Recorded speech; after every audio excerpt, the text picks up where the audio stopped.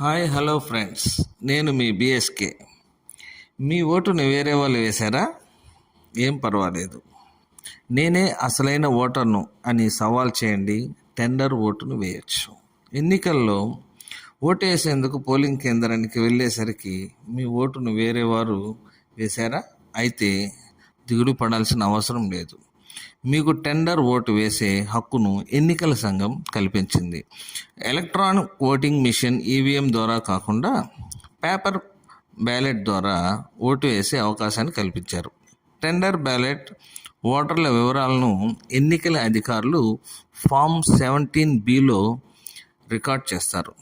ఈ ఫామ్లోని 5వ కాలంలో ఓటరు సంతకము, వేలిముద్రను తీసుకొని తర్వాత వారికి బ్యాలెట్ పత్రం అందజేస్తారు. ప్రత్యేక ఓటింగ్ కంపార్ట్మెంట్లోకి ఓటర్ బ్యాలెట్ పత్రాన్ని తీసుకెళ్ళి తాము ఓటు వేయదలిచిన అభ్యర్థికి చెందిన ఎన్నికల గుర్తుపై స్వస్తిక్ ముద్రను వేయాల్సి ఉంటుంది. ఓటు వేసిన తర్వాత బ్యాలెట్ పత్రాన్ని మీరు ఎవరికి ఓటు వేశారో కనబడకుండా బ్యాలెట్ పత్రాన్ని మడిచి ఎన్నికల అధికారికి ఇవ్వవలసి ఉంటుంది ఫ్రెండ్స్.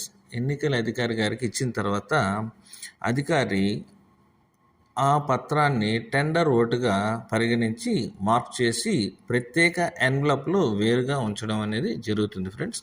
ఈ విధంగా ఎప్పుడైనా మీ ఓటును కానీ మీకంటే ముందర ఏరే వాళ్ళు వేశారని తెలిసినట్లయితే మీరు టెండర్ ఓట్ని యూస్ చేసుకోవచ్చు.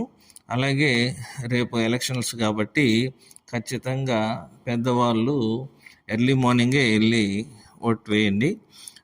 తర్వాత మీ ఓటుని ఖచ్చితంగా వాడుకోండి. ఎండ తీవ్రత ఎక్కువగా ఉంది కాబట్టి సేఫ్టీ ప్రికాషన్స్ చూడండి friends. Thank you very much.